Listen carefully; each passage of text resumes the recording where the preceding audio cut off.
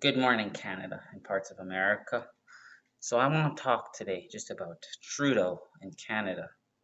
Nothing new there. Justin Trudeau's dad, back in 1969, made the white paper, which would have terminated all treaty rights and would have taken the power away from the indigenous people and to fight for their rights and potentially losing their land.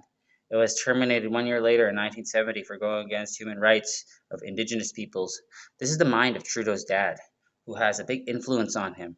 Early this year, they lost in court for trying to take the rights of the indigenous children in the welfare systems by taking control and putting them under Ottawa's control so they can collect all the funding from our children to pay for the inflation, which has been caused by Trudeau by sending aid to Ukraine and causing a proxy war that will escalate to all Europe and potentially the world. He does not spend the necessary amount of GDP to arm our forces. He leaves us undefended and unequipped to protect our country. Instead, he made deals with the Chinese government to train their pilots, who train here in Red Deer, Alberta, who will be wanting to bomb us eventually due to they are the opposing enemy to our national security, and giving them land on our coasts and by our military bases for less, and letting the Chinese government plant secret police stations throughout Canada. He has been given the Chinese government access to our most harmful and dangerous pathogens and viruses that have been moved to Beijing, China, before and after the pandemic. The head of China's biochemical defense was granted access from him to come to Canada and look at our viruses and pathogens and then take them back to study them and use them. He has ruined our beautiful country and divided us as a nation and First Nations. He needs to go because we are losing our country to terrorists and immigration. The first issue of the main issues that should be fixed is with the people who own this land and the people who are from this land, so we can rebuild and fix it to be the loving country it was meant to be. My people, the native indigenous people of Canada, I am Cree, are humble warriors, and we, in this time of war, are what's needed for Canada to rebuild Canada. A conservative government will help our native people gain control back and axe the tax, fix the housing problem, and cut the spending on unethical bills. More and most importantly, give our native people's rights, our money, and land back. He is a common sense leader, and this is what he has promised to do. That's what I had to say. So, I honestly am against, truly against, paying for other people's wars and not equipping us for our own. More or less, we are not fighting our own war here in our own country. We're letting immigration come by the loads through our borders.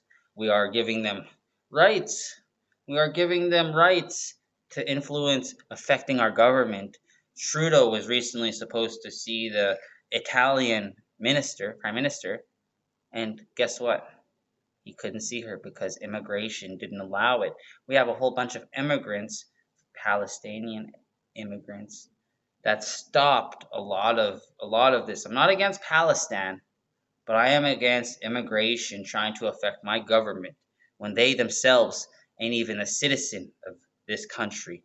And other than being a citizen, most Canadian citizens don't realize that the country they're living on, they have they literally have wronged the people of this land, which is my people.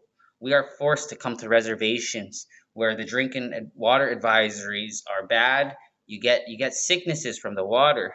You see how they give us these issues by putting liquor stores next to our communities, not in our communities, but next to our communities, and then you make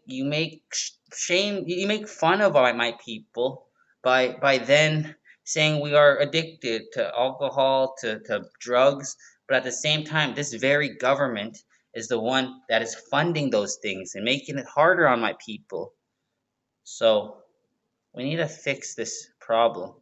And I don't think that the liberals are very good at knowing common sense. So I just hope the rest of you guys wake up and maybe give my people a chance and stand behind us, because when stuff hits the fan, you don't want to be on the opposing end.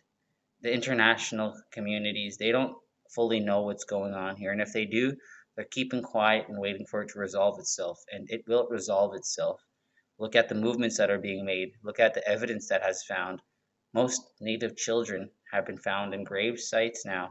People didn't believe it for the longest time, but my grandparents, they talked about these things. They talked about how kids go missing in these schools, how they seen wrongdoings, how kids were raped, how they were treated, and they were fed garbage. So, this is my people's land, and I'm pretty sure this stuff's gonna hit the fan for the governments because my people are starting to be seen more, but we still don't have as much people to back us up on these issues.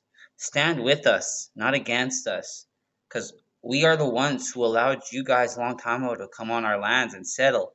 It's not that you've won any wars or you pushed away anything. My people were strong enough to repel the Vikings, and no, don't have to be reminded about them. But how much lands did they invade in Europe? They couldn't invade Canada, nor did the Russians, nor did the Chinese. Why is it happening now? Stand behind us because we just want to make our country great again.